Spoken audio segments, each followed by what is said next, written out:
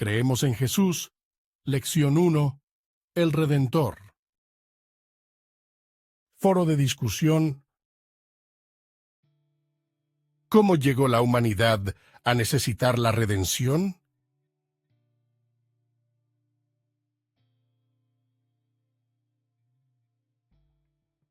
El concepto de redención implica que algo malo ha ocurrido, pero que sus consecuencias negativas pueden revertirse o corregirse. Entonces, cuando la Biblia habla de Jesús como nuestro Redentor, es natural preguntarse acerca de la condición original de la humanidad. ¿Cómo era la humanidad en sus inicios? ¿Y cómo llegó la humanidad a necesitar la redención? El propósito redentor de Dios surge de la necesidad de redención. Y eso indica que hubo una relación que Dios tuvo con el hombre, que tuvo con el ser que fue hecho a su imagen, que fue ininterrumpida al principio. Nuestra redención es comprada en un mercado de esclavos del pecado. Dios no creó a la humanidad en pecado. No creó a la humanidad con la necesidad de redención en el principio. Aunque, misteriosamente en el pacto de Dios, este era su plan, pero lo dispuso de tal manera que toda la creación está bajo su control. Él la usa para su propia gloria. Y sin embargo, dentro de la creación operan relaciones de causa y efecto.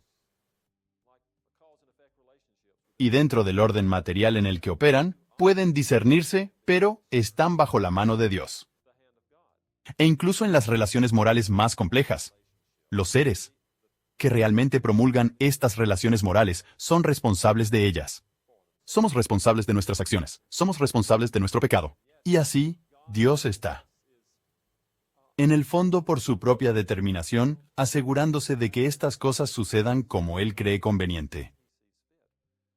Entonces, la razón de la necesidad de la redención es que aquellos en quienes todos fuimos creados, Adán y Eva, tenían una relación con Dios que estaba llena de compañerismo, llena de gozo. Solo tenían un mandamiento definitivo que pondría a prueba su creciente amor por Él y su continua determinación de seguir lo que Él decía sin importar lo que se les viniera a la mente. Y eso no era comer de un árbol en particular. En este hermoso lugar donde los había colocado, donde sus necesidades eran diferentes, pero debido a la astucia de Satanás, fueron tentados, les hizo cuestionar a Dios. Les preguntó, ¿ha dicho Dios? Y entonces los llevó a buscar algo, que tal vez estaban convencidos de que era bueno, pero no en la forma en que Dios les había dicho. Y desobedecieron a Dios. Esa desobediencia a Dios en tal situación fue de culpabilidad infinita, y esto llevó no solo a Adán y Eva, sino a todos aquellos en cuyo lugar actuaban, a un estado de condenación. Y como resultado de este estado de condenación, una parte de las medidas punitivas que Dios tomó fue aumentar también nuestra corrupción para que supiéramos que no podíamos agradar a Dios por nuestra cuenta. Entonces la redención es necesaria, absolutamente necesaria debido a nuestro estado caído. ¿Por qué el pecado de Adán tuvo consecuencias tan terribles para la humanidad en la creación? Cuando Dios creó el mundo, quería que la humanidad cuidara y gobernara la tierra. Quería que Adán y Eva se multiplicaran y se extendieran por todo el mundo, transformándolo en un paraíso. Pero debido al pecado de Adán, la humanidad y la creación fueron malditas, de modo que los seres humanos y la creación misma se volvieron incapaces de cultivar y sostener el paraíso terrenal que Dios deseaba. ¿Por qué el pecado de Adán tuvo consecuencias tan terribles para la humanidad en la creación?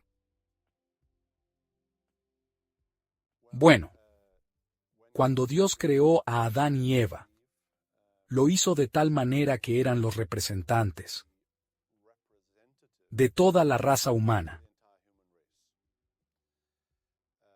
En retrospectiva, en Romanos 5 Pablo nos da un giro teológico sobre eso, que con Adán todos morimos, así en Cristo todos seremos vivificados.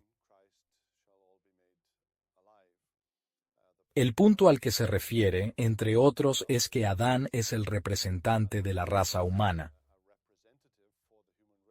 Así que todos nosotros, toda la humanidad, en palabras de un puritano, pendemos del cinturón de Adán. Lo expresó como en el siglo XVII, pero eso es lo que implicaba. Y por lo tanto, la maldición, el juicio que trajo, no solo sobre Adán, sino sobre la creación misma, hizo el trabajo más difícil. Con sudor en la frente y la productividad, con espinas y cardos, y así sucesivamente. Las metáforas que son usadas en el libro de Génesis. Más la propia caída personal del hombre, la caída de Adán.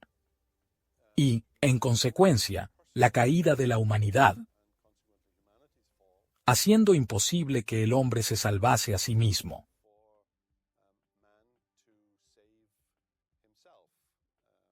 Su voluntad cayó, sus afectos cayeron, su mente y su pensamiento cayeron. La forma en que postula la visión del mundo cayó con ella. Por lo tanto, hubo consecuencias para la totalidad de la humanidad y para la totalidad de las facultades de la humanidad, como resultado de esa primera transgresión. La caída de la humanidad al pecado fue en respuesta a la rebelión de Adán contra Dios. Eva fue tentada, Adán se rebeló y como resultado de eso, como dijo Dios, murieron espiritualmente. Ahora, cuando murieron espiritualmente, ¿eso los separó de Dios? Dios es la fuente de toda vida. En esa separación ya no podían tener comunión íntima con Dios. Eso resultó en que sus propias vidas se separaran de sí mismos. Y lo que vemos en Génesis capítulo 3 es Adán escondiéndose de Dios. Hay un sentimiento de culpa y vergüenza, por lo que hay una separación de sí mismo. También está en ese pasaje de separación unos de otros que viene del pecado de Adán, que es una separación entre Adán y Eva, y en el que culpa a Eva por sus acciones. Y también se ve en la maldición de Dios en Génesis 3 una separación del mundo en la que Adán es separado del entorno en el que se encuentra, su labor se vuelve difícil. Ahora todo eso culmina en el hecho de que Adán está espiritualmente muerto. No significa que no esté activo espiritualmente, sino que todo lo que hace espiritualmente es todavía rebelión contra Dios. No tiene ningún motivo para la gloria de Dios. La otra es que es depravado en su lujuria. Busca hacer su propio placer. También sabemos que está bajo la influencia de Satanás y, en última instancia, está bajo el juicio de Dios por la eternidad. Y así, las consecuencias cuando Adán participó del fruto, no tenía idea de las ramificaciones de lo que estaba haciendo. Y por eso las consecuencias son numerosas, múltiples. Solo Cristo puede redimirnos. Muchos cristianos que piensan en el pecado, en realidad solo están pensando en los pecados. Piensan en los actos individuales, cosas que hacemos que sabemos que están mal, pecados de omisión, cosas que deberíamos hacer, no hacemos, o pecados de comisión, las cosas malas que hacemos, y que sabemos que no debemos hacer. Pero en las Escrituras el pecado comienza ante todo con algo que es infinito. Y la realidad es que lo que tenemos en Génesis 3 no es solo Adán y Eva, cada uno cometiendo un pecado. Es la humanidad. En Adán y Eva, particularmente en Adán, cayendo en pecado. Es entregarnos al pecado. El trasfondo de esto es la santidad de Dios. La santidad de Dios es infinita. La rectitud y la justicia de Dios son infinitas. Entonces el pecado es un asalto a su gloria infinita, su santidad infinita, su justicia infinita, y por eso trae consecuencias muy devastadoras. No se puede insultar a la infinita gloria de Dios sin consecuencias dramáticas. No se puede robar a Dios su gloria, como describe Pablo, la caída en el pecado y la depravación humana en Romanos capítulo 1 sin graves consecuencias. El Señor mismo advirtió a Adán que su pecado tendría consecuencias. Y lo que pasó en la caída, en el pecado de Adán, es que en Adán no solo pecamos, sino que cargamos con las consecuencias de ese pecado. Las consecuencias para Adán y Eva fueron inmediatas. En el momento en que comieron de ese fruto, comenzaron a morir. La mortalidad entró en ellos. Entonces, de repente, la palabra muerte entra en la escena humana y es directamente atribuible al pecado. Pero no es solo la muerte. ¿Es violencia? ¿Es una catástrofe? Es la existencia de carnívoros y virus. Es el problema de los mosquitos y el asesinato. Todo lo que vemos a nuestro alrededor da testimonio de los efectos devastadores del pecado humano y del juicio de Dios sobre ese pecado. Es cósmico. Hay huracanes, tornados y terremotos. Hay relámpagos y todo tipo de cosas que suceden en el orden creado que son testimonio de, como escribe Pablo en Romanos capítulo 8, el gemido de la creación. Lo que vemos en Génesis capítulo 3 es una presentación muy directa y honesta de las consecuencias del pecado. Pero hay cristianos que leen Génesis 3 y piensan que eso es todo lo que hay. Pero llegas a leer la totalidad de las Escrituras, llegas, por ejemplo, a los últimos capítulos del libro del Apocalipsis y llegas a comprender que la ira de Dios derramada sobre el pecado hará que Génesis 3 parezca solo una introducción. Esto es lo que hace que nuestra salvación sea tan importante, tan preciosa para nosotros. Nuestra salvación no es solo ser salvo, es ser salvo de algo. Es ser salvos de la ira venidera, de las justas consecuencias de nuestro pecado. Y no solo necesitamos ser redimidos, sino que, como deja claro el libro del Apocalipsis, también la creación misma, por eso habla de un cielo nuevo y una tierra nueva. Las consecuencias del pecado no son solo el hecho de que llueve sobre justos e injustos, y tenemos muerte en nuestros cuerpos por necesidad de salvación. Es que cada parte de este orden creado ahora está esperando una consumación, un juicio y una perfección que solo Cristo puede traer. ¿Cuáles son algunos de los efectos de la caída de la humanidad en el pecado?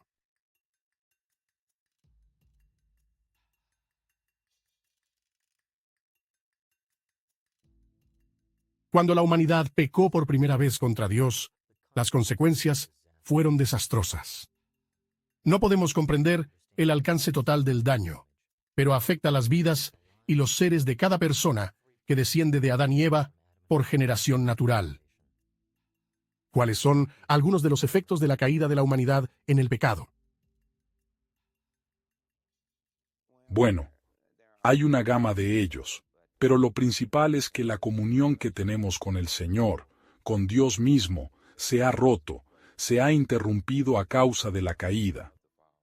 Y cuando pensamos en las cosas que se perdieron, la inocencia del hombre quedó disuadida. Por lo tanto, por falta de compañerismo o por el compañerismo roto, el hombre se encontraba en una forma privada, no tuvo oportunidad de disfrutar de la paz que Dios había iniciado para nosotros. Por lo tanto, toda su paz, felicidad y la totalidad del hombre fue interrumpida por eso. Luego, como resultado de la caída del hombre, la humanidad. Ahora, incluso ahora, estamos en un momento en espiral como resultado de eso. Pero entonces el momento alentador que siempre tenemos presente, es que el primer Adán sí cayó, pero luego hubo un segundo Adán, su nombre es Jesucristo, y gracias a Él es el núcleo. Él es quien vuelve a unir al hombre y a Dios. Y así aunque la caída fue catastrófica, pero gracias a Dios por Jesucristo su Hijo, entonces tenemos una remesa y podemos ser repelidos o restaurados.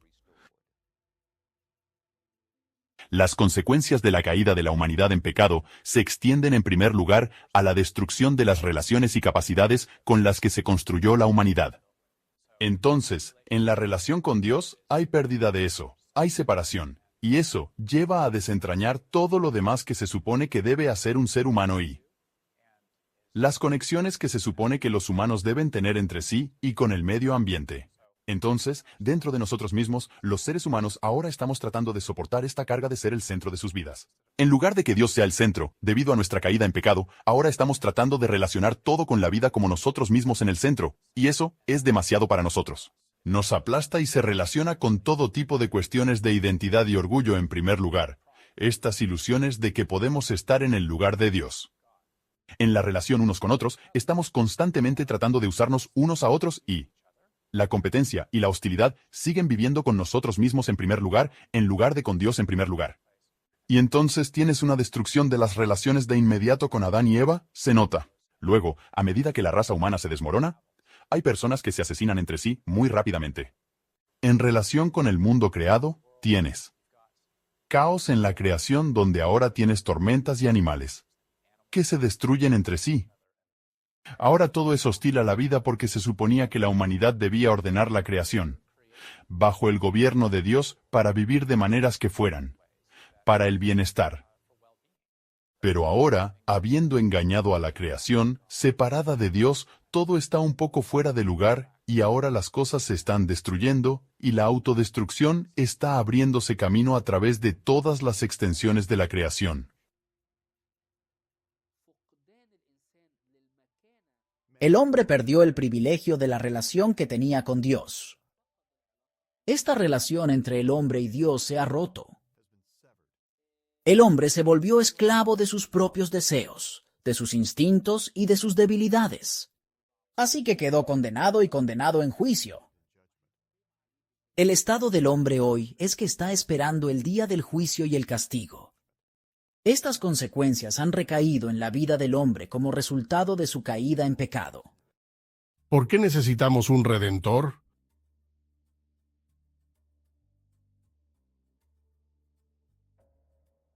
Para salvar a la humanidad de las consecuencias de nuestra caída en el pecado. Jesús se humilló, sufrió, murió, fue sepultado y resucitó. ¿Pero era todo eso realmente necesario? Algunas tradiciones religiosas creen que si trabajamos lo suficiente y seguimos todas las reglas, podemos ganarnos el camino hacia Dios, lo que significa que no necesitamos la salvación de nadie más. ¿Por qué necesitamos un redentor? Cuando pensamos en la redención, en las Escrituras, lo que miramos en realidad es el contexto del Antiguo Testamento y el contexto del Nuevo Testamento. En el Antiguo Testamento tenemos al pariente redentor que recompra a un individuo que generalmente es vendido como esclavo, y así está presente el elemento de compra. En el Nuevo Testamento vemos el concepto de mercado de esclavos, y Cristo entrando al mercado de esclavos y comprando un pueblo para Dios mediante su sangre derramada. Y entonces, para entender qué es la redención, es realmente la recompra de un individuo, a través de un precio de compra que se paga. Entonces, la única forma en que la humanidad puede recibir esa redención es a través de alguien que pague ese precio de compra. Y ahí es donde entra la obra de Cristo como el hombre perfecto. Y como Dios, Él viene y proporciona un sacrificio sustituto por nuestros pecados, dándonos la capacidad de venir a Él por la fe y por el precio de compra a pagar al Padre. Hablando de la justicia de Dios, y también demostrando muy claramente el amor de Dios, que por su amor envió a su Hijo para comprar nuestros pecados. La caída de la que ya hemos estado hablando puso al hombre en una condición no solo de condenación, de modo que necesitamos el perdón de los pecados. Pero esta condenación es algo que viene a nosotros como resultado de un solo acto de desobediencia, como dijo Pablo en Romanos 5. Por lo tanto, no importa lo que hagamos, digamos si obedeciéramos la ley desde en el futuro de nuestras vidas nunca podremos alcanzar la justicia. Porque ya somos pecadores, ya hemos quebrantado la ley de Dios. No hay manera de que podamos volver al estándar de justicia. El que cumple la ley vivirá por ella, pero ya somos transgresores de la ley. Y por el hecho de que la ley ha sido quebrantada y estamos bajo condenación, necesitamos un redentor. Se necesita una justicia absoluta. Entonces, debe venir alguien que pueda cumplir el requisito de Dios de una absoluta falta de derecho. Pero también, incluso si pudiéramos decir alcanzar cierto grado de justicia, mediante nuestra obediencia presente, todavía es necesario que alguien pague por los pecados de nuestro pasado. Hay alguien que debe pagar por la infracción de la ley que ya hemos cometido. Dios no violará su ley, y dijo que si quebrantamos la ley, moriremos, estaremos bajo maldición. Todo el que no persevere en todas las cosas escritas en el libro de la ley, está bajo maldición. Así que estamos malditos incluso si obedeciéramos toda la ley de Dios ahora mismo. Entonces alguien debe pagar por la maldición, pero podemos pagarla nosotros mismos de tal manera que obtengamos el perdón. Sería simplemente un castigo justo que debe continuar para siempre. Entonces, para que alguien pague, para que realmente llegue el perdón, debe haber un redentor calificado de manera única para hacer esto. Y una tercera cosa que está involucrada en esto es que debe haber tal autoridad y tal gloria en el Redentor que Dios esté completamente satisfecho con el honor que le muestra la obediencia de esta persona. San Anselmo, que es un teólogo de la Edad Media, habla de este aspecto particular de la expiación de que Cristo, que era Dios mismo, no podía ganar nada por sí mismo, por su obediencia, porque ya tenía igual honor que Dios, y por lo tanto, su obediencia debe ser dada a los demás. Y Dios está infinitamente satisfecho con la obediencia, porque la persona que obedece también tiene la clase de honor que Dios requiere. Entonces este honor que se le da a Dios es otra parte de la redención y de la concesión del Espíritu Santo. Él es quien puede conceder el Espíritu Santo para que la corrupción que tenemos en nosotros también sea eliminada gradualmente en el proceso de santificación. Entonces, por todas estas razones, quizás más, necesitamos que alguien externo a nosotros sea nuestro Redentor. Estamos indefensos y sin esperanza, sin ese tipo de ayuda. Ningún ser humano puede expiar sus propios pecados, y mucho menos los pecados del mundo. Nadie puede resolver el problema del pecado. Ningún ser humano puede siquiera acercarse a intentarlo. De hecho, el apóstol Pablo nos ayuda a comprender que cuanto más tratamos de resolver nuestro problema, más profundo nos encontramos en él. Tratamos de salir de un hoyo, solo para hundirnos más y más profundo. El único que puede salvarnos es aquel a quien el Padre mismo enviaría, cuya vida perfecta cumpliría la ley, ciertamente cumpliría su justicia. Moriría en nuestro lugar. Él haría lo que nosotros no hacemos. Si yo muriera 1000 veces, esto no expiaría mi propio pecado. Pero esta única muerte del unigénito Hijo de Dios podría expiar la muerte de todo pecador que viene a Cristo por fe. Sin Jesucristo no hay expiación por los pecados. Solo Jesús pudo morir por nuestros pecados. Pero ahí no termina la historia. Como dijo Pablo, estaríamos más dignos de lástima, estaríamos muertos en nuestras transgresiones y pecados. Jesús no solo murió por nuestros pecados, sino que resucitó por el poder de Dios. Él es el primer fruto de la resurrección que ahora también se nos promete a nosotros. Solo Jesús podía salvar. Solo Jesús salva. ¿Qué motivó a Dios a redimir a la humanidad? La redención es necesaria porque los primeros padres de la humanidad, Adán y Eva, se rebelaron contra Dios y hundieron a toda la raza humana en la corrupción, la condenación y la muerte. Pero Dios no los dejó así. En cambio, estableció un plan para su redención. Un plan que redimirá a la humanidad y a la creación misma. ¿Pero qué motivó a Dios a redimir a la humanidad?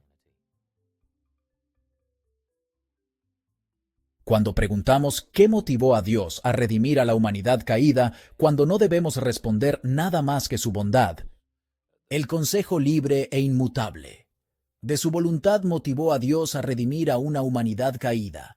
Como dijo Pablo en Efesios, un cortejo al plan de aquel que obra todo de conformidad. Con su voluntad, podemos decir que el plan de Dios para redimir a la humanidad caída fue eterno.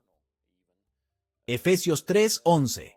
Pablo dice según su propósito eterno, el cual cumplió en Cristo Jesús y así, la motivación de Dios para redimir a la humanidad caída no depende de ninguna otra cosa, ni de ninguna otra condición que solo su bondad.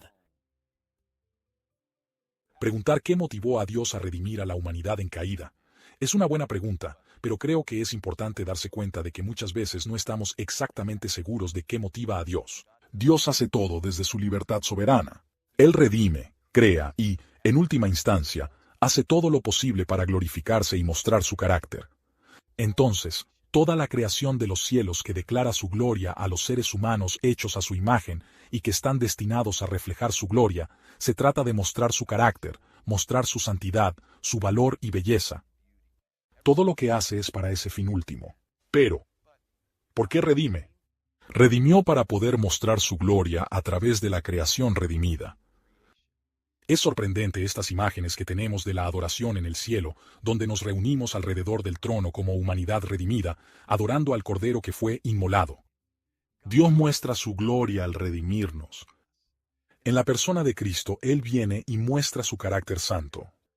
Muestra su santidad, su majestad, su gracia, su compasión, su ira.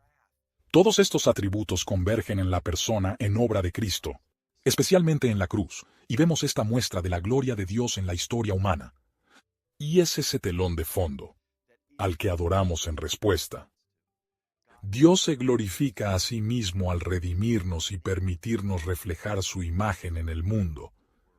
Así, la obra redentora de Dios es mostrar su gloria como todo lo que hace.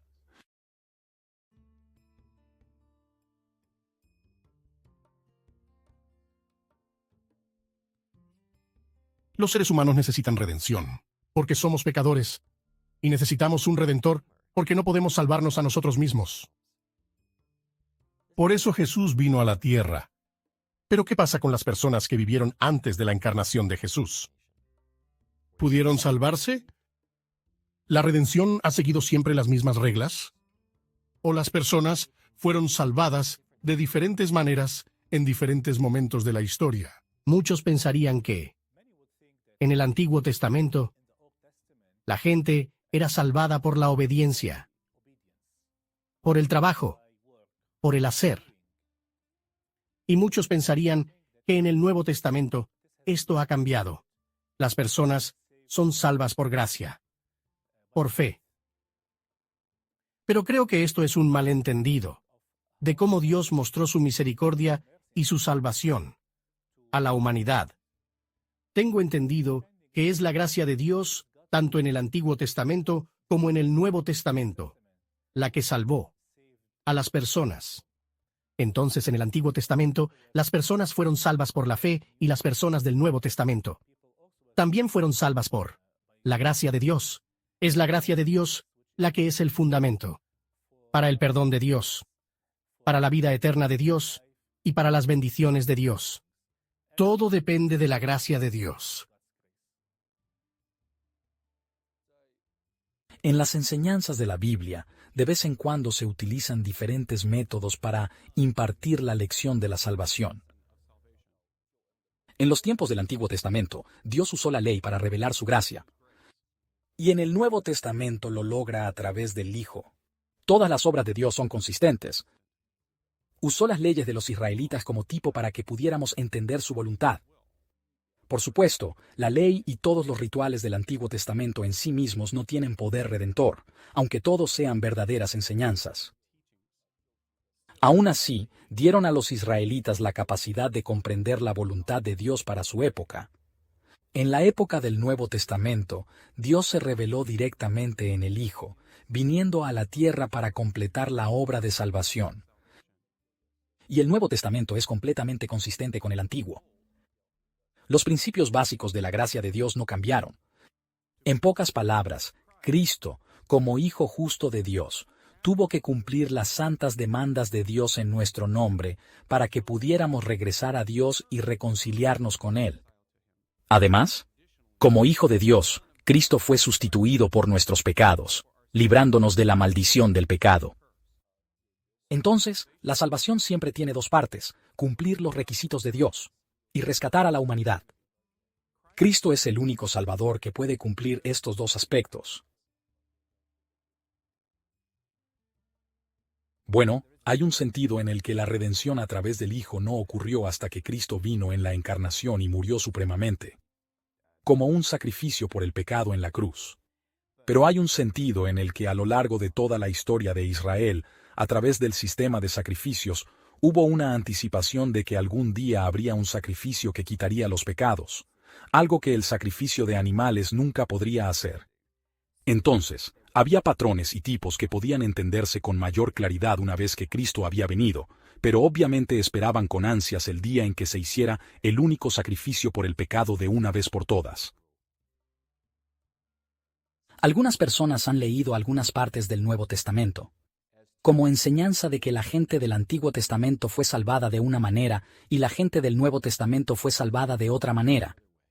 A veces se les enseña o llegan a creer que la gente del Antiguo Testamento se salvó al hacer lo mejor que pudieron, para guardar los mandamientos de Dios que le fueron dados a Moisés en el monte Sinaí, mientras que la gente del Nuevo Testamento se salva al confiar en el Señor Jesucristo.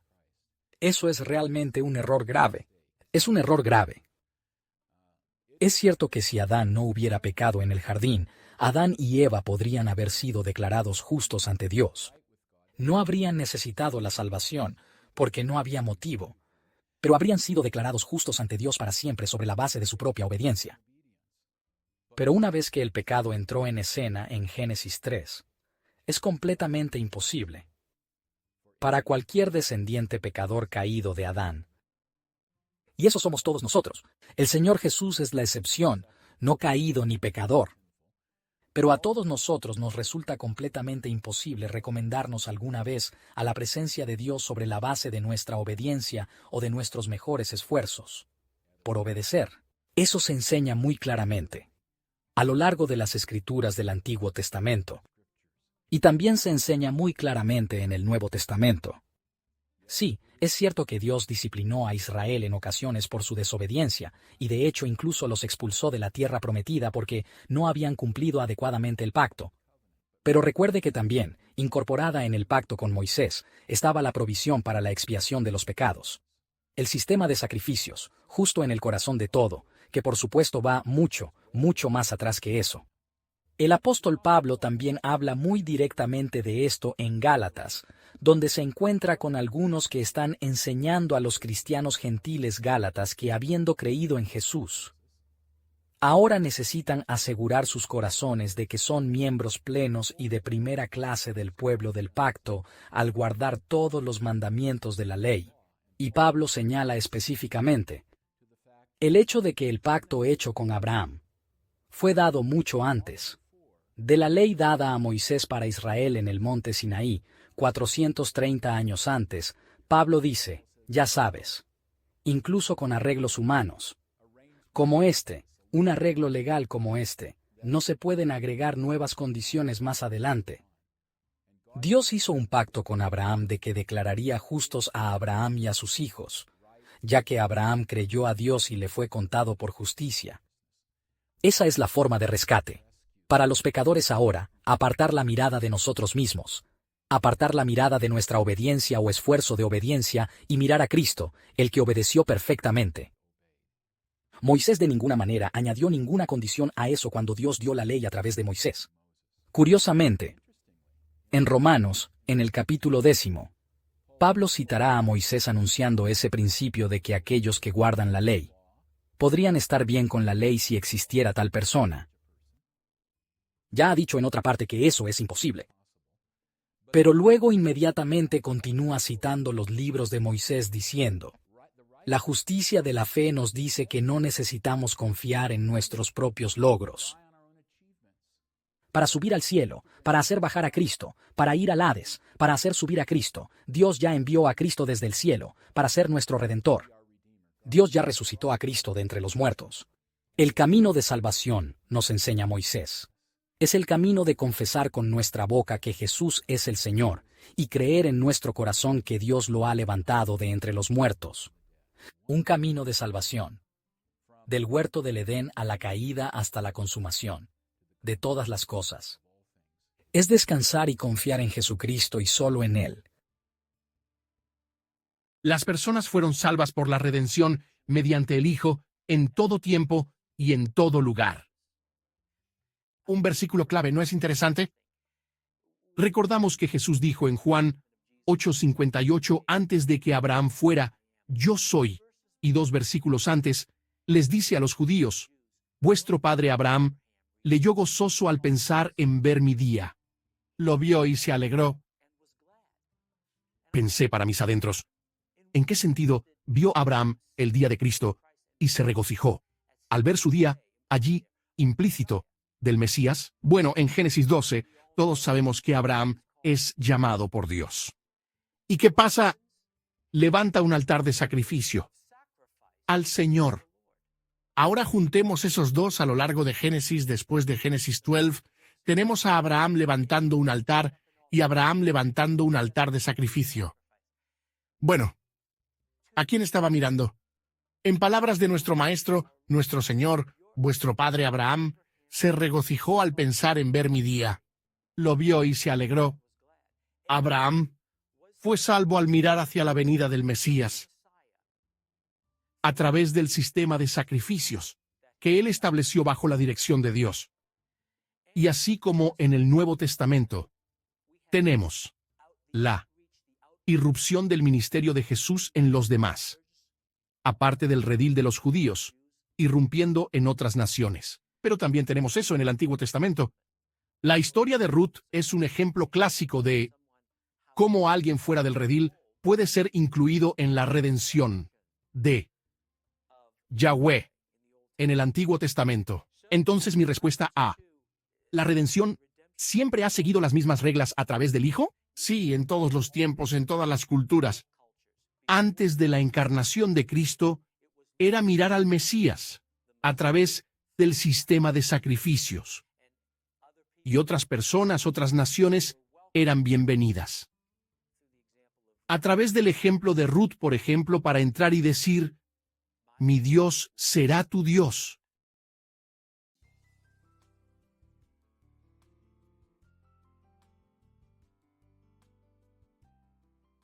Mucha gente se siente ofendida por la afirmación cristiana de que Jesús es el único redentor proporcionado a la humanidad.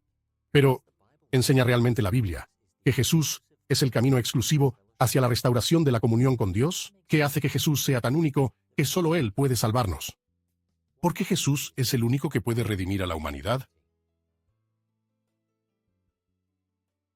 La salvación comienza con el perdón de nuestros pecados. Jesús es quien nos representó ante el Padre como pecadores culpables y murió por nosotros. Y el camino de la salvación ahora es que lo reconozcamos como el que murió por nosotros, como el Señor que ha resucitado. Y como el Cristo que está aquí para que confiemos. Y nos inscribamos con Él como sus discípulos.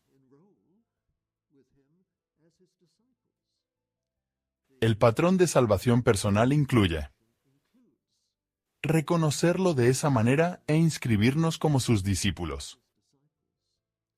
Y por lo demás, todavía no existe ningún vínculo entre nosotros y Él, por lo que Él ha hecho por nosotros todavía no se aplica a nosotros. La unión con Cristo, por la fe desde el lado humano y a través del Espíritu Santo desde el lado divino, es la esencia misma de entrar en la realidad de la salvación. Entonces, Pablo en los primeros 5 capítulos de Romanos celebra a Cristo por nosotros, muriendo en la cruz, para nuestra justificación.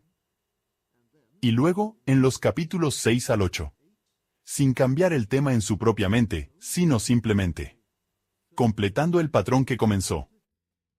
Nos habla de Cristo en nosotros y de nosotros mismos en Cristo. Y junta los hilos en el capítulo 8, comenzando con la gran declaración, ya no hay condenación. Para los que están en Cristo Jesús, los que de esta manera entraron en unión con Él. Y si vamos a predicar el Evangelio, de la manera que lo hizo Pablo, debemos mantenernos unidos a Cristo y a Cristo en nosotros. Y hagamos mucho hincapié en nuestra unión con Él a través de la fe y el Espíritu Santo. Así como damos mucha importancia a su muerte por nosotros en la cruz, hace casi 2000 años. ¿No hay otros redentores además del Hijo de Dios? Lo sabemos claramente porque 1 de Timoteo 2:5 dice que hay un solo Dios y un mediador entre Dios y la humanidad. Teológicamente, es coherente decir que solo Jesús, el Hijo de Dios, puede ser el mediador, el redentor, porque hay al menos 2 cosas que debe hacer para poder lograr la salvación. Y hacer eso requiere que seas Dios y hombre para hacerlo. 1. Debemos lograr ser perdonados. La única manera en que el pecado puede ser perdonado es si alguien que puede sufrir el castigo de la ira eterna del infierno de Dios se presenta como un ser humano y sufre ese castigo. Dios no puede sufrir un castigo sin encarnarse. No puede ser un animal. Tiene que ser un ser humano que sufra el castigo por el crimen humano. Pero también tiene que ser alguien que sea divino, porque no se trata solo de sufrir el castigo, sino de poder poner fin a la ira eterna de Dios.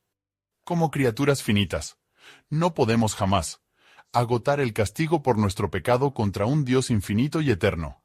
Nunca llegaríamos al final. Por eso el infierno continúa eternamente. Pero cuando llevas a Jesús como persona divina a la situación de castigo, Él está sufriendo el castigo como hombre, pero es el inmenso e infinito valor eterno de quién es como persona lo que puede agotar y terminar de manera definitiva.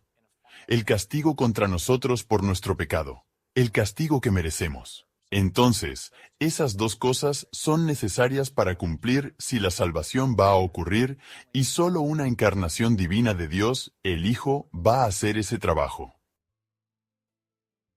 Una de las preguntas que los cristianos suelen hacer es, ¿qué papel jugó Jesucristo haciéndose hombre en nuestra redención? Y aquí la epístola a los Hebreos y el Evangelio de Juan nos son de mucha ayuda. Para que podamos ser redimidos, sabemos por el Antiguo Testamento que la humanidad necesita ser restaurada. La humanidad necesita que sus pecados sean perdonados. ¿Cómo podría ocurrir este perdón? Este perdón no puede proceder de alguien que no sea un ser humano. Leemos en el Antiguo Testamento que tenemos sacrificios del Antiguo Testamento, que eran sacrificios de animales. Pero el autor de Hebreos deja claro que los sacrificios de animales no pueden expiar los pecados. Son víctimas. Renuentes. No saben conscientemente lo que están logrando. Para los seres humanos. Entonces necesitábamos una persona que fuera completamente humana, que compartiera nuestra humanidad plenamente, que fuera sin pecado y que nunca hubiera violado la voluntad de Dios. Necesitábamos una persona que estuviera dispuesta a sacrificarse por nuestros pecados en la cruz. Pero también quiero decir que al mismo tiempo que necesitaba ser completamente divino. Un ser humano por sí solo no podría expiar nuestros pecados, un solo ser humano. Pero un ser humano unido a la divinidad. Tal persona es de valor infinito, y por lo tanto puede ofrecer un sacrificio que es de eficacia infinita. Y por lo tanto podemos obtener de él el perdón de los pecados. Si ponemos nuestra confianza y fe en él, si nos arrepentimos de nuestros pecados. ¿Cómo reciben los seres humanos la redención de Jesús?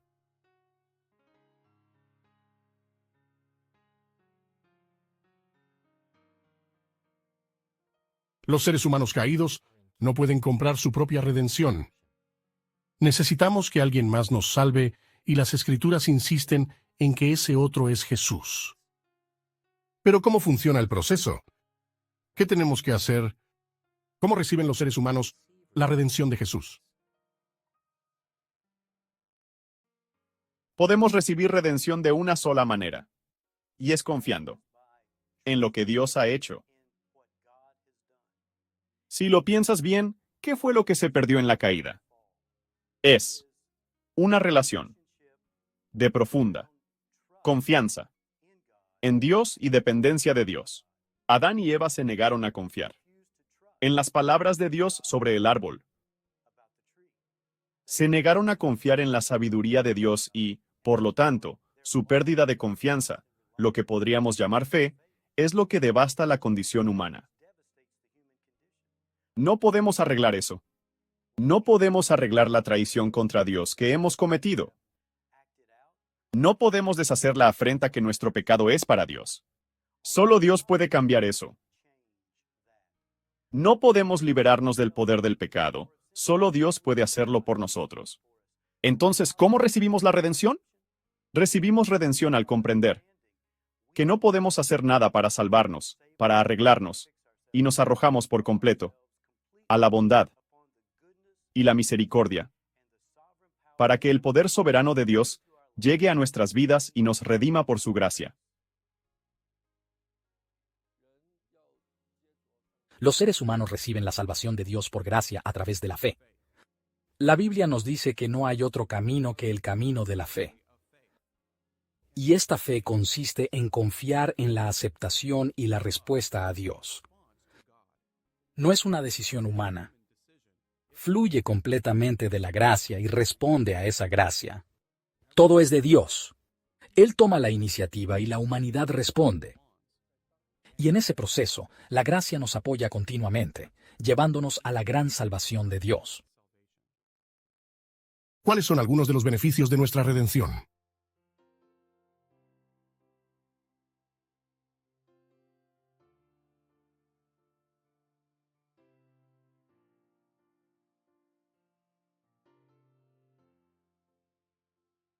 Después de que Jesús nos redime, comienza una nueva vida en comunión restaurada con Dios. Las bendiciones que recibimos como parte de la redención son numerosas, expansivas e invaluables, y algunas las disfrutamos ahora. Otras las recibiremos al morir, y otras más las recibiremos cuando Jesús regrese y traiga los nuevos cielos y la nueva tierra. ¿Cuáles son algunas de estas bendiciones? ¿Cuáles son algunos de los beneficios de nuestra redención? Cuando el pecado entró en el mundo a través de Adán, nuestra relación con Dios fue interrumpida. Vemos eso con Adán tratando de esconderse. Adán y Eva tratando de esconderse de Dios, cubriendo su desnudez. Por supuesto, Dios los expulsa del jardín del Edén después de haberlos confrontado por su pecado. La relación está rota. Ahora somos culpables. Ante la justa justicia de Dios. Necesitamos restauración, una afiliación reconciliada y perdón. Pero aún más que eso, necesitamos ser considerados justos ante los ojos de Dios, no solo para volver a cero, sino para ser considerados justos ante los ojos de Dios. Jesús ha hecho eso por nosotros en términos de la relación. Él obedeció donde Adán no obedeció. Él guardó el mandato del pacto de Dios de principio a fin, por dentro y por fuera. Y por lo tanto, somos declarados justos ante los ojos de Dios porque la justicia de Jesús se nos acredita a nosotros. Y el clímax de su obediencia es su muerte sufriente por nosotros. Y ese sufrimiento de la muerte por nosotros limpia nuestra conciencia, limpia nuestro historial de culpa. Esos son los dos lados en los que pensamos a menudo cuando hablamos de esa gran palabra justificación. Que Dios ha limpiado nuestro registro de nuestra culpa debido a la muerte de Jesús por nosotros, y que Dios ha acreditado nuestro registro con la justicia de Jesús debido a su obediencia por nosotros. Y junto con esa restauración externa, legal y forense, de nuestra relación, viene justo detrás y con ella ese maravilloso tema de la adopción de que somos declarados hijos de Dios. Nuevamente, debido a que estamos unidos al Hijo Eterno de Dios, ahora somos hijos e hijas adoptivos del Dios vivo y hermanos y hermanas de Jesús, el Hijo Eterno. Eso sería suficiente, pero hay más. El Espíritu Santo, al aplicarnos lo que Jesús ha hecho por nosotros, también aplica subjetivamente esa obra de nuestra unión con Cristo. Pablo habla de esto en Romanos 6 cuando habla de nuestra muerte al pecado y nuestra resurrección a la justicia. Esa es una dimensión que Pablo dice ahora, que creará una nueva forma de vida, una nueva libertad de la tiranía y el dominio del pecado en nuestras vidas, no que nunca volveremos a pecar, pero ya no necesitamos ser dominados por el pecado como si fuera nuestro Señor. Ya no es nuestro Señor. Hemos muerto y hemos resucitado con Cristo. Y así el Espíritu comienza su obra.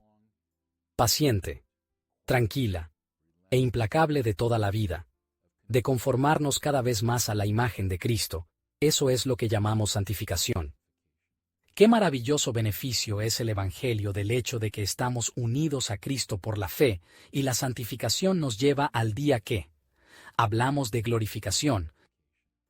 Cuando seamos hechos como Cristo cuando lo veamos, a su regreso, y seamos hechos como Él en todo aspecto, no más pecado, no más culpa, no más sufrimiento ni tristeza, ni dolor. Y todo fluye hacia nosotros porque estamos unidos a Cristo por la obra del Espíritu, que nos lleva a confiar y descansar en Jesús y lo que Él ha hecho por nosotros. Cuando miramos el mundo actual, vemos que la gente anhela un significado, un propósito. Y hay tanta confusión en nuestra cultura. ¿De qué se trata la vida? ¿Cuál es la razón de vivir? ¿Por qué estoy aquí? Así que la gente intenta todo tipo de cosas para encontrar significado y trascendencia, ya sea que persigan su trabajo, o su sexualidad, o drogas. Quiero decir, hay todo tipo de lugares y caminos donde la gente intenta encontrar la felicidad y la alegría. Pero el Evangelio nos dice que nuestra necesidad fundamental como seres humanos es tener una relación correcta con nuestro Creador, con aquel que nos hizo, y el Evangelio nos dice la verdad sobre nosotros mismos. Es una verdad muy difícil de aceptar, y esa verdad es que estamos alejados de Él. La verdad es que yo, Tom Schreiner, soy malvado. Soy una persona malvada. Y eso es algo muy difícil de soportar. Todos sabemos lo que es estar en una conversación con alguien y ellos señalan uno de nuestros pecados y nosotros nos resistimos. Estamos a la defensiva. Y el Evangelio nos dice que nuestro Creador nos está diciendo eso. El que nos hizo dice que somos malvados, que le hemos disgustado. Y se necesita una gran obra del Espíritu Santo para admitir eso, ¿no es así? Y estar desnudo ante Dios mientras funciona. Y decir, te he desplazado. Me he rebelado contra ti. Soy una persona malvada, pero el Evangelio no termina ahí. El Evangelio dice que Dios envió a su Hijo Jesucristo para expiar nuestros pecados, para absorber la ira de Dios. Dios por su amor envió a su Hijo para que nuestros pecados pudieran ser perdonados, para que si ponemos nuestra confianza en Él, podamos ser perdonados de nuestros pecados. Y cuando llegamos a esa experiencia, cuando acudimos a Jesucristo en busca de perdón, hay una increíble sensación de paz, una sensación de estar bien con el mundo, porque realmente es una justicia con el mundo. De repente nos damos cuenta de que para esto fuimos creados. Fuimos creados para tener una relación correcta con Dios. Nos reconocemos en ese momento. Cuando confesamos nuestros pecados y somos perdonados, esta es la verdad acerca de mí. Tengo defectos, soy falible. Ayer estaba leyendo la historia de una persona muy famosa, y uno de sus hijos lo criticaba por su pecado. Y me di cuenta de nuevo, ¿no es esta nuestra historia? Somos personas imperfectas y pecadoras. Pero cuando confesamos nuestros pecados, somos honestos con nosotros mismos, acudimos a Cristo en busca de perdón. Experimentamos la paz con Dios. Como dice Pablo en Romanos capítulo 5, ahora somos una nueva creación. Y obviamente, hay luchas en nuestras vidas como cristianos. Todavía tenemos pruebas. Pero creo que tenemos esa sensación de paz duradera. El amor de Dios ha sido encerrado en nuestros corazones por el Espíritu Santo, y ahora sentimos que nada puede separarnos del amor de Dios, porque hemos sido perdonados de nuestros pecados. Tenemos un nuevo estatus como hijos de Dios. Un nuevo destino. Nos llenamos de esperanza y de alegría cuando se nos da la fuerza para superar estos días de peregrinación.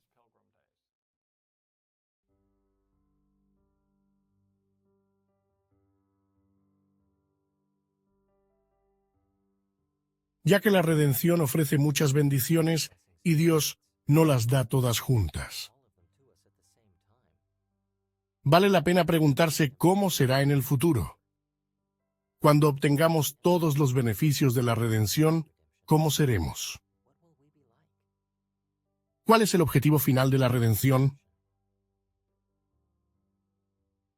Si el Redentor, Jesucristo, tiene una meta para nosotros, creo que sería restaurar la imagen perdida en la caída. La redención es para salvarme de mis pecados, pero también es para producir en mí una semejanza de Cristo, que era, en cierto sentido, la imagen que Dios tenía para toda la humanidad, antes de la caída. Entonces, en el otro extremo de la vida, tenemos la caída, tenemos pecado, la obra del Señor. En la cruz es nuestra dirección, la obra del Espíritu Santo en nuestras vidas. Al final, en griego, la palabra es telos, al final de la historia humana. Su propósito es que se reproduzca en nosotros por su obra sacrificial en nuestras vidas y por nosotros y la obra del Espíritu, una reforma de todo lo que se perdió. Ese amor, que se convirtió en amor propio, es restaurado a un amor que se entrega. La impiedad, la injusticia y el quebrantamiento del pecado son reemplazados por una plenitud. Entonces la restauración de la imagen, estoy pensando en Colosenses 3, donde Pablo dice que somos renovados a la semejanza, o imagen, de nuestro Salvador. Ese concepto para mí es una imagen de lo que el Señor quiere hacer. Y creo que el libro de Apocalipsis muestra que a medida que las naciones se reúnen, a medida que las personas llegan a ese juicio culminante final y al cumplimiento del cielo nuevo y la tierra nueva, tienes un concepto de santidad y amor y de personas rehechas a la imagen del Dios que los creó. El objetivo final de la salvación es que la humanidad se reconcilie con Dios. Devolver a la humanidad a su lugar original de honor y rectitud. Si bien la salvación incluye el perdón de los pecados y la restauración de la relación de la humanidad con Dios, lo más importante es que podemos recibir una gloria aún mayor y ser restaurados a nuestra posición original en la creación. De esta manera, la humanidad y Dios tienen una unión en comunión absolutamente perfecta y buena. Hablando desde este punto de vista, el cristianismo no es como las religiones típicas. Nuestro objetivo final no es resolver nuestras dificultades, sino regresar a Dios, reunirnos con Él y alcanzar el lugar perfecto original que alguna vez tuvo la humanidad. Cristo no viene simplemente para pagar una deuda que tenemos con Dios, para que Dios pueda cancelar nuestra deuda de los libros. No, Cristo viene a traernos de regreso al Padre. Cristo viene a unir la vida divina que se perdió en la caída de Adán a nuestra humanidad. Solo Cristo es quien puede unir a Dios y al hombre. ¿Realmente podemos decir que en verdad hemos sido salvos? No solo perdonados de nuestros pecados, sino salvos, hechos de nuevo como Dios quiso que fuéramos desde el principio. Aquellos que llevan su imagen, aquellos que viven en la plenitud de su presencia, y aquellos cuyas vidas están unidas a Él en amor y fe y obediencia.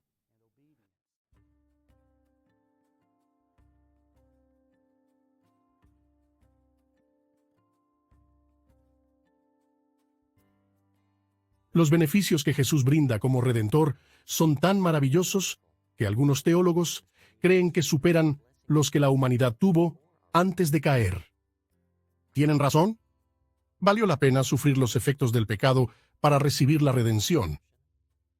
¿O habríamos estado mejor si la humanidad nunca hubiera caído en pecado? ¿Habríamos estado mejor si el hombre no hubiera caído en el pecado? Tenemos que responder de alguna manera, sí, ¿por qué? El hombre no estaría sujeto a la depravación, que ahora marca su propia naturaleza. El hombre no habría perdido la comunión con Dios.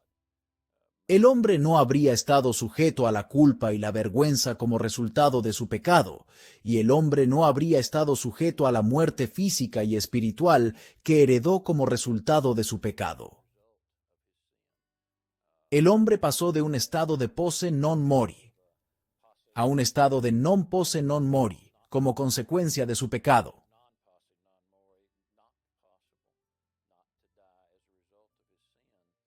Pero cuando consideramos los estados del hombre, creo que debemos mirar a Agustín y los 4 estados por los que dijo que el hombre pasa desde antes de la caída hasta la glorificación.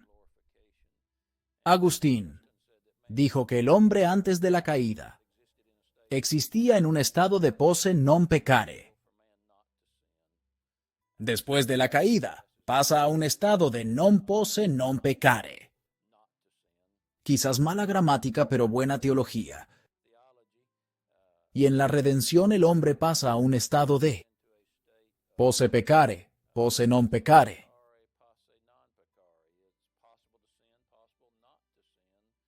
Es una nueva creación, pero aún así, como dice Pablo, tiene ese viejo hombre que hace todas las cosas que no queremos hacer y no hace las cosas que deseamos hacer. Pero en la glorificación, el hombre pasa a otro estado en el que es non posse peccare. Entonces, en ese sentido, se puede decir que el hombre, después de la redención, después de la glorificación, está aún en mejor estado que antes de la caída, porque no le es posible pecar en su estado glorificado. Sin embargo, creo que cuando llegamos a estas preguntas de qué pasaría si, creo que siempre deberíamos mirarlas y decir que Dios es santo, justo y bueno, y que todo lo que Él hace es bueno, como dice Romanos 8:28, que es para el bien de los que han sido llamados conforme a su propósito.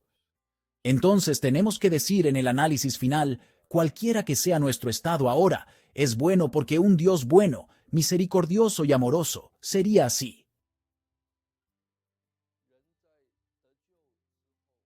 El estado de la humanidad es mejor que antes porque antes de la caída estábamos en un estado neutral, capaces de pecar, capaces de no pecar. Después de la caída, nos volvimos incapaces de dejar de pecar. Todo lo que hacemos está contaminado por el pecado.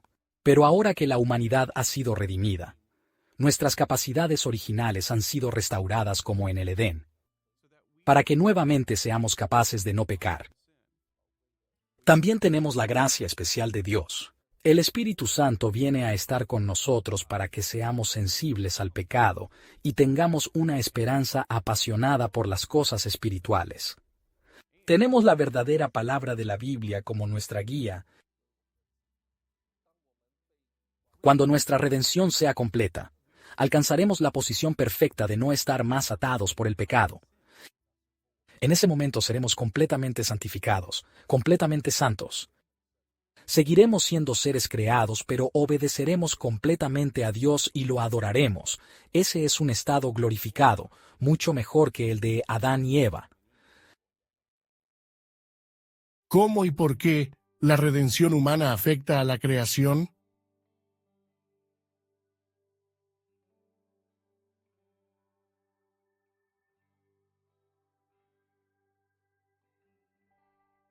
Cuando pensamos en la redención, solemos reflexionar sobre cómo Jesús salva a los pecadores, y esperamos nuestra salvación final, cuando estemos con Cristo por la eternidad. Pero a veces olvidamos que no solo la humanidad se beneficia de nuestra redención. ¿Cómo y por qué la redención humana afectará a la creación?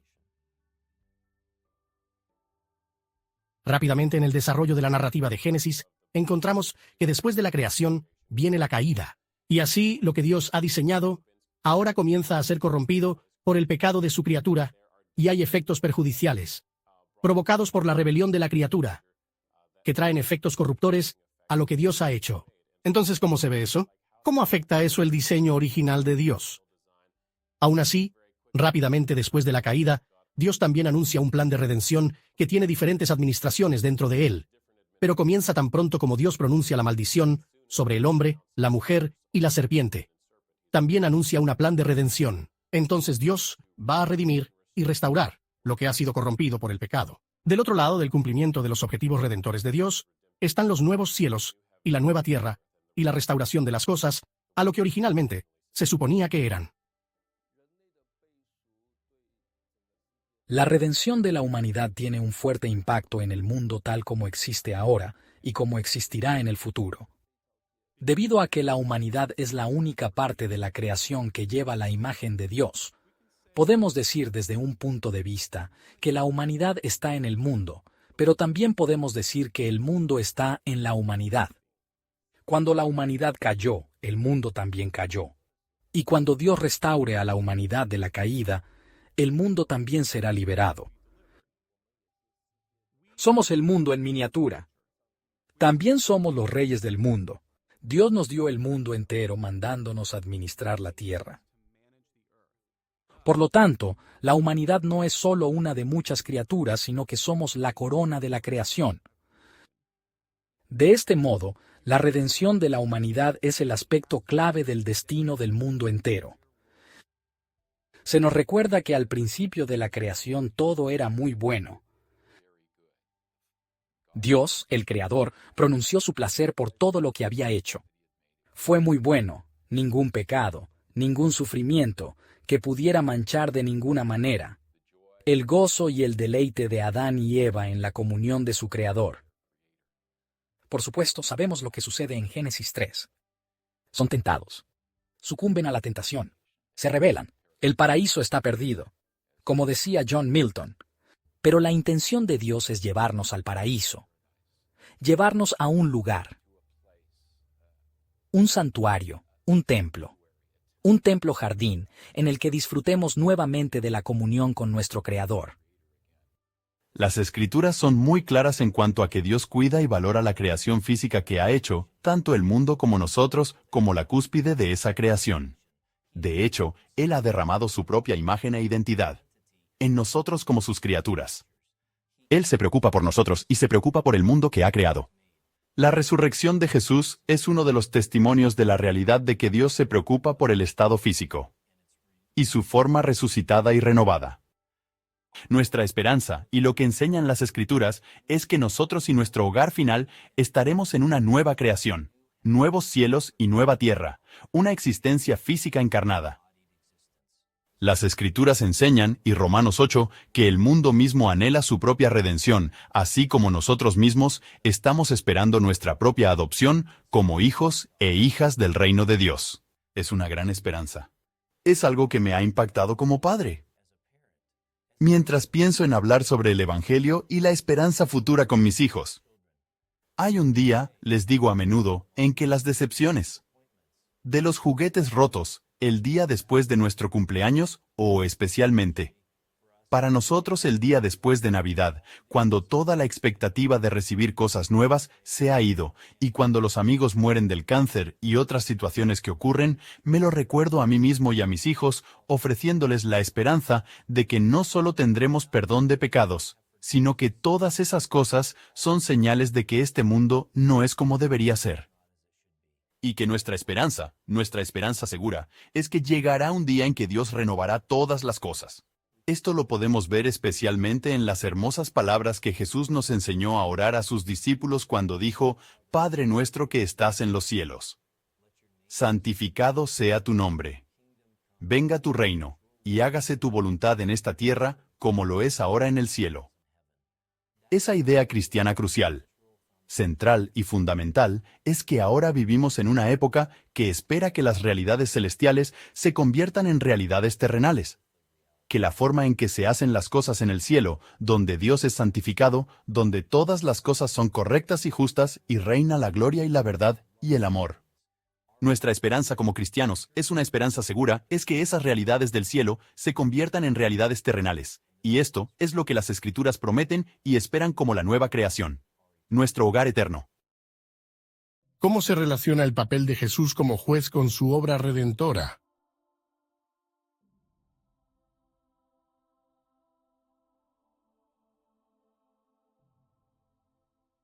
Jesús, el Hijo de Dios, es nuestro Redentor. Pero la Biblia también nos dice que Jesús tiene autoridad para juzgar al mundo y que ejercerá esa autoridad en el juicio final. ¿Contradictorio? ¿Puede Jesús ser a la vez Redentor y juez?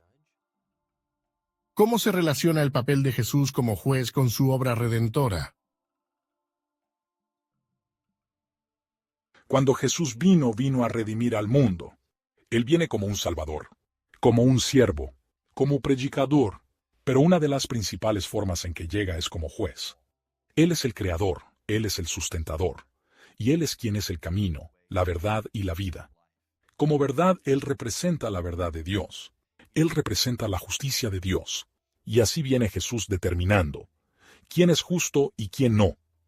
Para ser justos, necesitamos la justicia de Cristo y hacerla nuestra por la fe, pero Jesús regresará otra vez y vendrá a juzgar al mundo, y toda rodilla se doblará y toda lengua confesará que Jesús es el Señor. Y viene separando las ovejas de los cabritos, las que en Él encuentran justicia y las que padecen a causa de su injusticia. Jesús no viene simplemente como un siervo sufriente. Él viene como juez reinante del mundo. Todos tenemos que responderle. Cuando Él regrese, la Biblia dice que toda boca será tapada, y eso es porque Jesús vino como el juez del mundo, y el que no solo juzga al mundo, sino que es capaz de justificar a los pecadores por su justicia.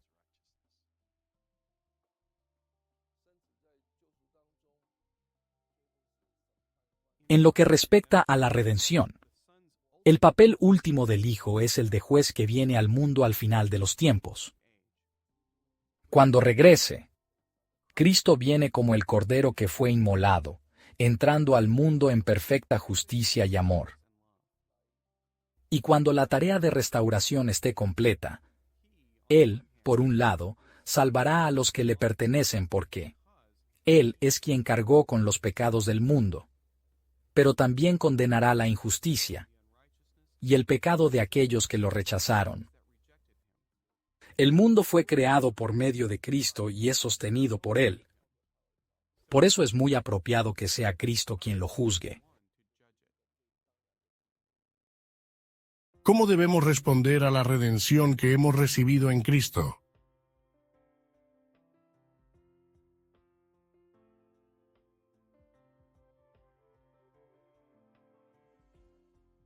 Hay aspectos pasados, presentes y futuros de nuestra redención.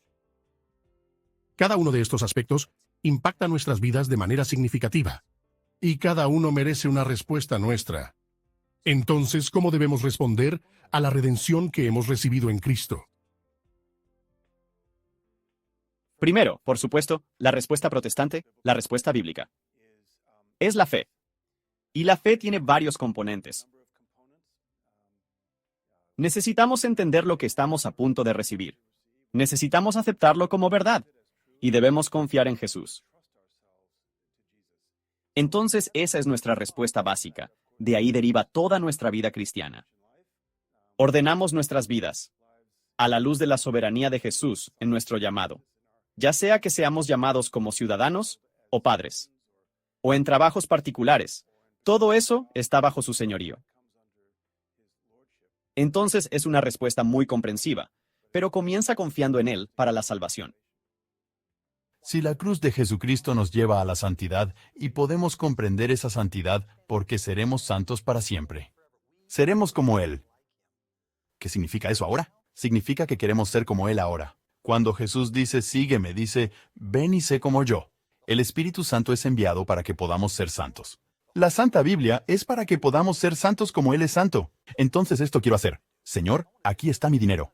¿Puedes hacer que mi uso del dinero sea santo? Aquí está mi sexualidad. ¿Puedes hacer que mi sexualidad sea santa? Quiero tomar cosas como mis relaciones, mi enojo, mi irritabilidad con la gente en el trabajo. Solo quiero dárselo y decirle, Señor, ¿podrías tocar eso y santificarlo? ¿Santificarlo por completo para que pueda ser como tú? Quiero hacer eso con toda mi vida y en la medida en que podamos amarlo con todo, hemos hecho algo bueno. Recuerda, dijo Jesús, ámame con todo tu corazón, con toda tu alma, con toda tu mente y con todas tus fuerzas. Ahora, ellos creen que todo es posible, o ustedes no, pero quiero llegar a la comprensión de las Escrituras de que ahora es posible. Cuando miramos las epístolas del apóstol Pablo, lo que vemos son escritos que están, literalmente, llenos de una sensación de que posiblemente, incluso mañana, el Señor Jesucristo podría regresar. Y lo que esto produjo en la vida de Pablo y lo que debe producir en nuestras vidas es un deseo de vivir constantemente nuestras vidas agradando a Dios. Pablo habla de esto en 2 de Corintios capítulo 5, donde él habla de que vive tanto con temor, sabiendo que comparecerá ante el tribunal de Cristo, pero también que el amor de Cristo lo constriñe y lo llama a vivir su vida para Dios de una manera muy efectiva. Así hay una anticipación y una sensación de purificación. Primera de Juan 3 habla de la necesidad de purificarnos porque somos hijos de Dios y seremos como Cristo cuando Él aparezca, y todo el que pone su esperanza en esto se purifica a sí mismo. Entonces, tanto la anticipación, la purificación, como la voluntad del creyente de ser atraído constantemente hacia la entidad eterna. Nuestra vida no está aquí, de verdad. Está escondido con Cristo, como dice Pablo en Colosenses 3. Desde la caída de la humanidad, hemos luchado contra la corrupción y el quebrantamiento. Pero Dios no nos ha abandonado. Incluso antes de la creación, Él planeó amorosamente nuestra redención a través de su Hijo Jesucristo. Y a través de la obra redentora de Jesús, estamos siendo liberados de las consecuencias y la corrupción del pecado. Cuando Él regrese y complete nuestra redención, viviremos por siempre en perfecta comunión con Dios en los cielos nuevos y la tierra nueva. Hasta entonces, expresamos el agradecimiento mediante la alabanza, la obediencia y el amor.